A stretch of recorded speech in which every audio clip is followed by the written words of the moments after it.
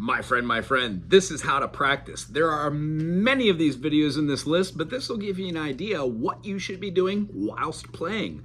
It's fun to play a couple chords.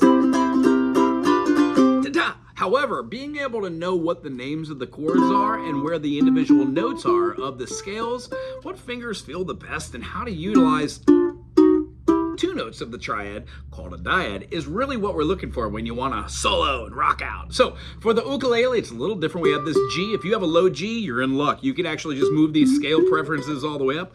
But what we're going to do is show you the fine details of how to practice, and you will notice your skills improving. First off, if you follow this channel, you know what this is. These are finger exercises. This allows you to see each individual note as a tiny half step or a minor second. Once getting to the top, go all the way back to the beginning. This is a mindless exercise which allows you to just get the notes out and not really go for speed, but actually going out for the frequency to not be like played on that metal fretting. You want to play in between. You want to make sure you're making good connection and forming calluses. If you're doing this with any other stringed instruments, amazing. I think I might do this for the mandolin, the banjo, and the guitar. However, this is for the ook. If you enjoy the way that I teach, thumbs up, subscribe, put something cool in the comment section, keep it classy, because I do have students. I would like to keep this classy and clean so they can enjoy these videos too. I don't have to ban anybody. Here we go. The first thing I would like you to do is play ascending scales. We're going to try and keep all these videos underneath a good amount of time so I'm not wasting your time and you could be practicing in that time.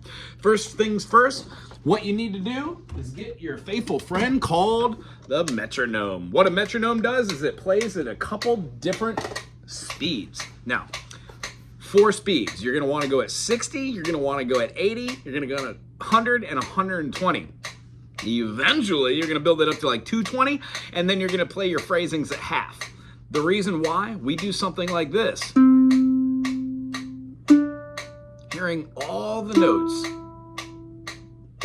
A great way to practice these scales is to use the same fingers for the frets that you use with your spidey exercises. Meaning, if we played our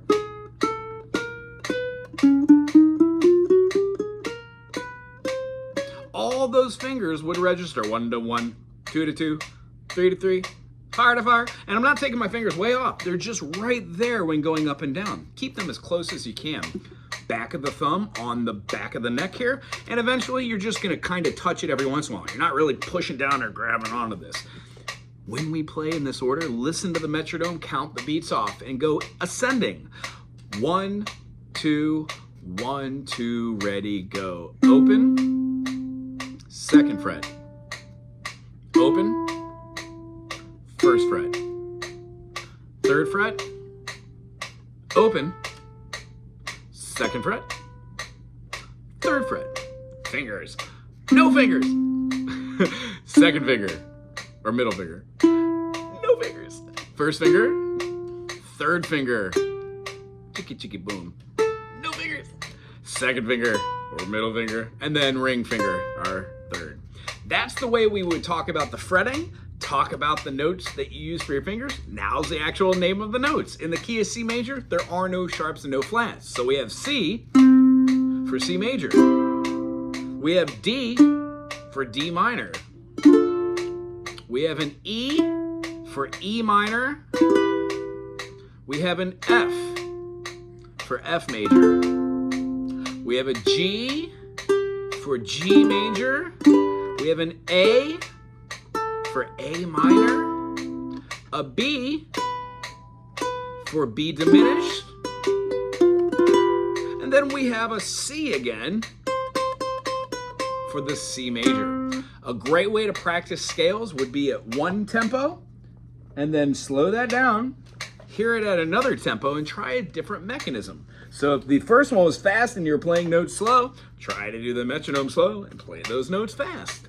1, 2, 1, 2, ready, go. 1 and 2 and 3 and 4 and 1 and 2 and 3 and 4 and. Notice how I'm alternating my pointer finger on my plucking hand and my thumb for the 2 lower notes.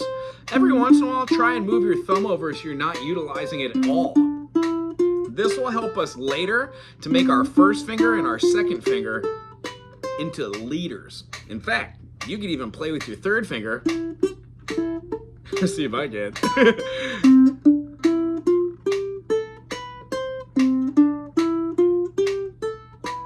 And the idea is you want to get to a point where you can alternate your fingers. If you go as far as to do the pinky, you might want to start off slow, but eventually you're going to be able to use all of your fingers. Not to say you're ever really going to use your pinky that much down here, but you will find a way with a stronger finger to do different things. So remember, go slow, use a metronome, and when you're doing ascending, know the notes. C, D, E, F, G, A, B, and C. This is just one way to play the scales. You don't have to go from all of the notes on the lower register strings like C all the way up to A. You could try going linearly, going up in a line. C, D, E, F, G, A, B, and then C. Ascending, major, Ionian.